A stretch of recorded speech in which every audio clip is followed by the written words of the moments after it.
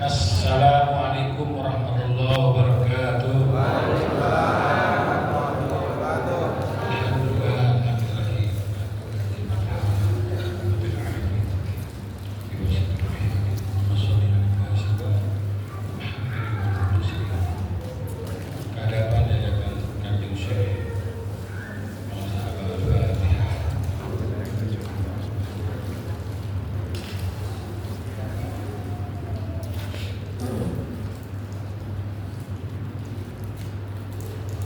Pertemuan dua lautan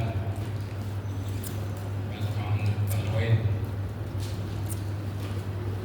tadi disebutkan lautan Korea, lautan Laksamania, lautan Risalah, lautan Nubuah, lautan Suryalaya, lautan Sirna rasa, Sirnas, lautan Merah, lautan putih. Ajaran amalan kita adalah pertemuan dua lautan untuk kebahagiaan yang kekal dan abadi. Itu penegasan. Bapak Ibu semua, kalau mengamati teknologi bikinan manusia, hampir seluruhnya hasil contekan dari ciptaan Allah Subhanahu wa Ta'ala, ciptaan Tuhan.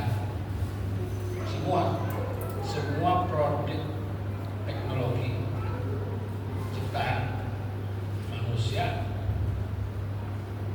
semuanya segalanya hasil contek terhadap semua makhluk ada yang ada di dunia, termasuk yang sering sekarang akrab sehari-hari. Bapak Ibu yang suka nonton TikTok, Instagram, YouTube, suka?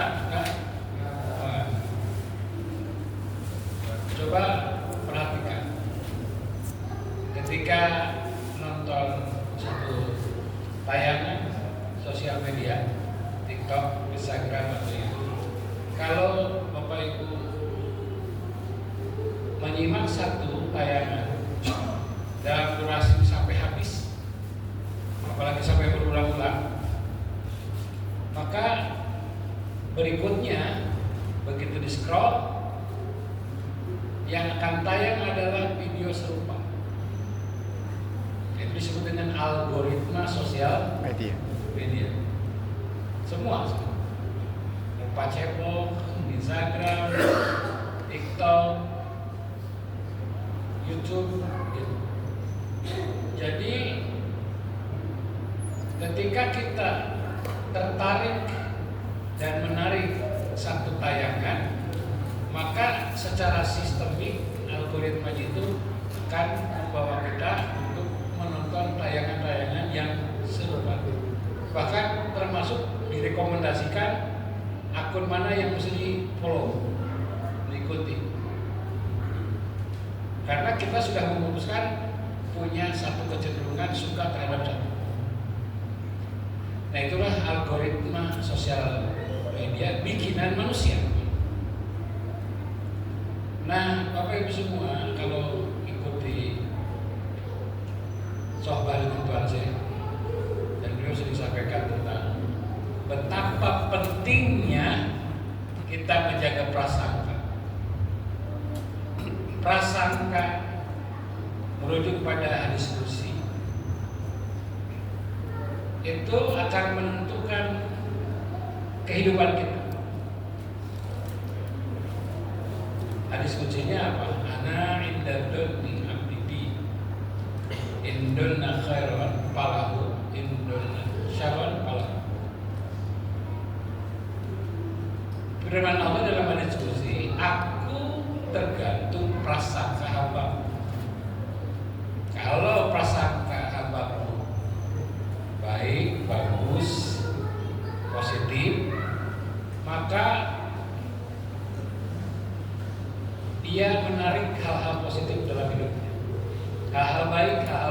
sesuatu. Kalau prasangka hambaku itu buruk, jelek, negatif, maka negatif, buruk, jelek juga kehidupan yang ia tahu. Itu algoritma Allah SWT. Maka Tuhan saya menyampaikan prasangka kita atau praduga kita itu ukuran kesucian jiwa. Kalau dominan prasangka baiknya, prasangka positifnya, prasangka bagusnya, maka ia dalam keadaan suci jiwanya. Kalau prasangkanya didominasi prasangka buruk, jelek, negatif, maka buruk, maka tanda itu kekotoran jiwa. Prasangka terhadap apapun, terhadap siapapun. Jadi hidup kita ditentukan oleh prasangka kita. Pertanyaannya, prasangka ini bagaimana terbentuknya supaya prasangkanya positif?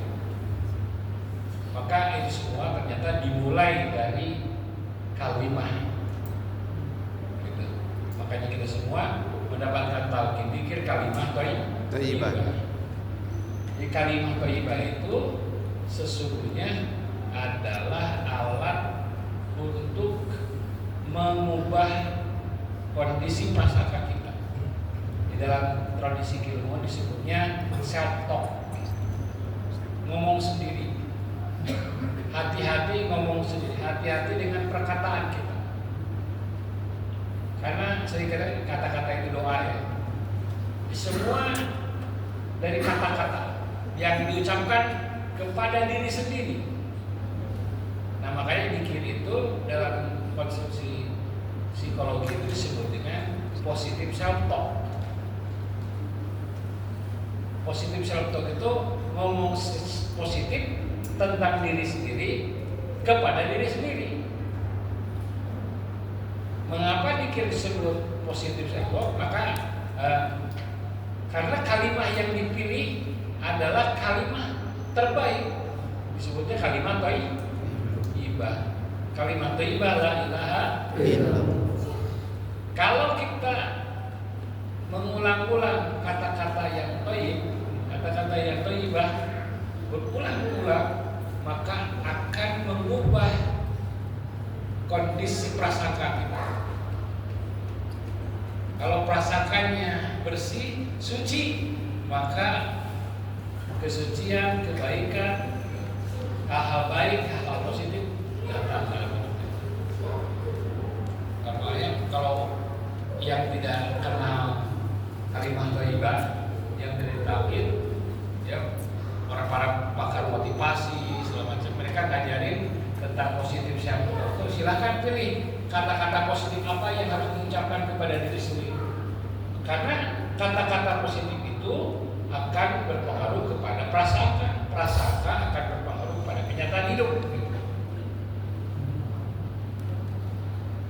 Maka kita semua bersyukur sudah diberi teladan, diberi contoh, diajarin bagaimana setiap ibadah sholat atau kapan saja kita mau selalu melakukan positif self.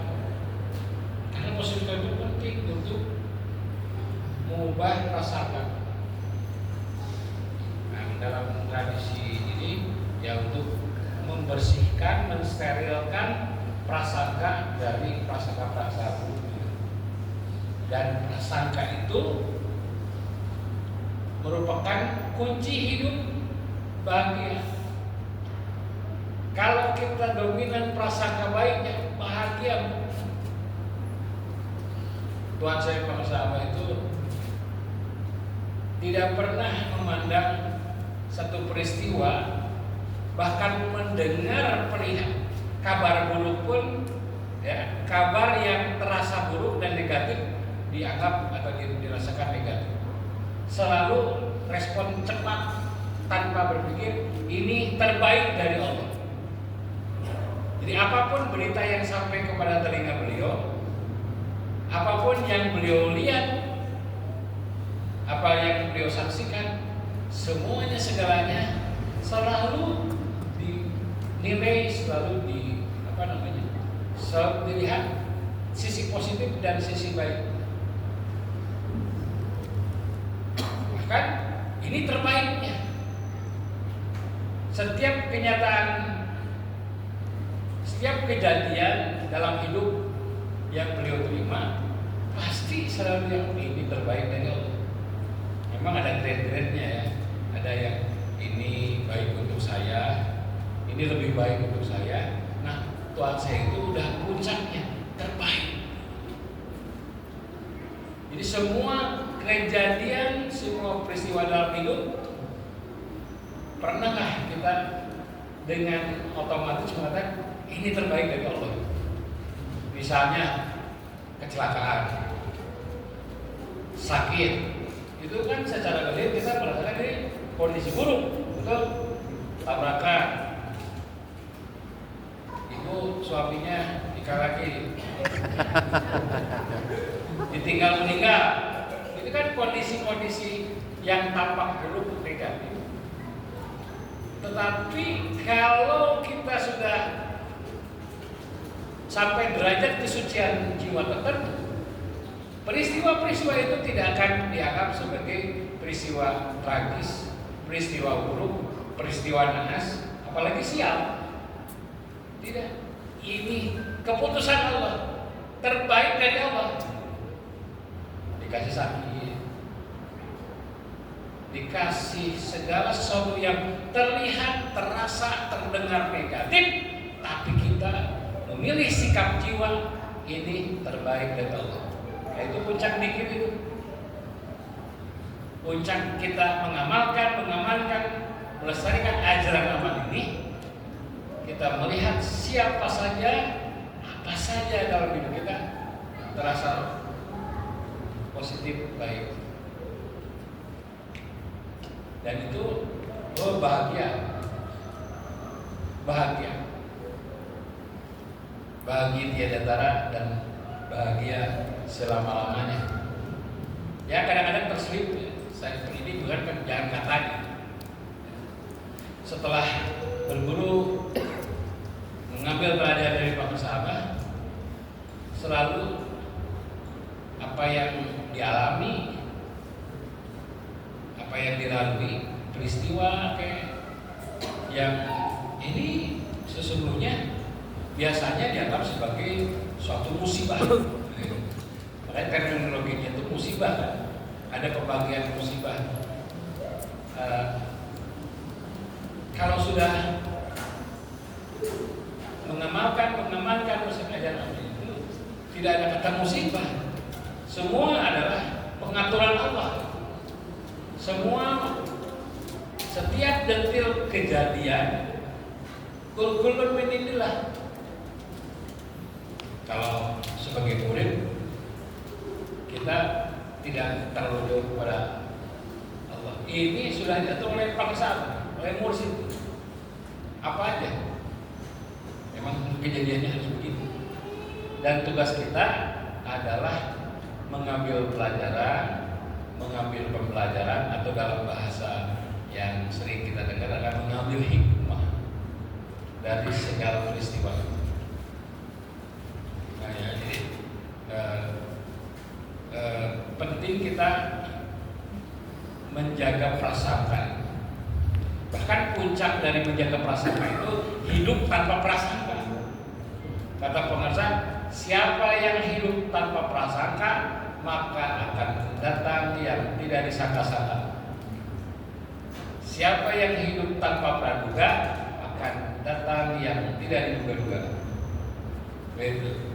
Cuma masalahnya kita tuh tergoda untuk selalu berpraduga ya. Suudon.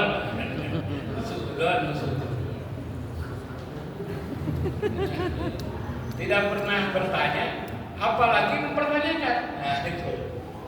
Jadi seorang pecinta kesucian jiwa atau penanda kesucian jiwa itu ketika kita berhenti bertanya, apalagi mempertanyakan terhadap apa yang terjadi atau terhadap keraguan seseorang. Kan kita sering kita lingkungan tergoda untuk apa ya? Dia benar. Kok bisa ya saya sakit ini? Apa dia? Apalagi mengutuk kejadian yang alami. Kalau saya nggak gini mungkin saya nggak sakit. Kalau saya ini mungkin anak saya nggak ini. Selalu. Nah, itulah puncak seorang pencinta kesucian jiwa itu. Dia menjadi seorang yang muslim sejati. Muslim sejati itu berserah diri. Dalam arti berserah diri itu seorang yang selalu menerima kenyataan. Nah, begitu. Memang seperti Jabariyah, ya. Tapi menerima kenyataan. Menerima dengan ikhlas adalah ibadah. Tadinya kan waktu Profesor Harun Nasution kasih upload ke Pak Marsa Anom karena beliau menjadi penceramah di kampus, beliau nolak, ya, saya mau ibadah, ya, nolak upload, saya mau ibadah. Pak Anom menyampaikan menerima pemberian dengan ikhlas adalah ibadah. Biasanya kan memberi dengan ikhlas adalah ibadah. Saya semula memahami menerima pemberian dengan ikhlas itu urusan amplop. Jadi kalau saya menerima amplop ikhlas ibadah saja. Semula hanya itu. Gitu. Ternyata di balik pernyataan Pak itu menerima dengan ikhlas adalah ibadah itu adalah menerima kenyataan hidup apapun. Kan kita sering diperkirakan kadang sehat, kadang sakit, kadang bokeh, seringnya bokeh, ATM kadang kosong, ATM tinggalan secepet. Jadi angka di rekening dengan PIN lebih panjang PIN. Kadang kemarau, kadang musim hujan, kadang sore, kadang pagi, kadang malam, kadang siang. Nah, seorang yang telah meraih kesucian jiwa, apapun kenyataan hidup itu stay positif. Ini terbaik. Dinikmati aja semua pergiliran itu. Seperti ya saya sampaikan. Ketika pagi menikmati pagi, nggak pernah pengen bulu-bulu sore ini.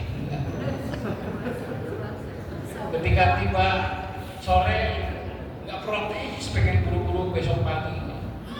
Tiba malam nikmati malam, tidak ingin buru-buru siang. Ketika musim hujan jangan hujan mulu ini. Tapi kadang suka terang ya, suka apalagi para penjaga es. Ya ketua jualan apa? Yang bisnisnya dipengaruhi musim pasti sering mengutuk musim. Ketika dagang kan nggak selamanya untung kan, ada untung. Nah, seorang pencinta kesucian jiwa itu terhadap fakta untung, rugi gitu, ketipu, ini terbaik dari Allah. Gitu. Karena kalau untung terus banyak duit, banyak hartanya, mau datang sama nakiban. Siapa tahu masih untung duit di tempat kerja ya, nggak ada di sini. Di sini kan banyak yang memang dagangan dalam tutup. Yang penting tuh ya betul ya. Jadi jaga prasangka selalu positif, maka hal-hal positif akan hadir dalam hidup kita. Kalau berbaik semuanya. Amin.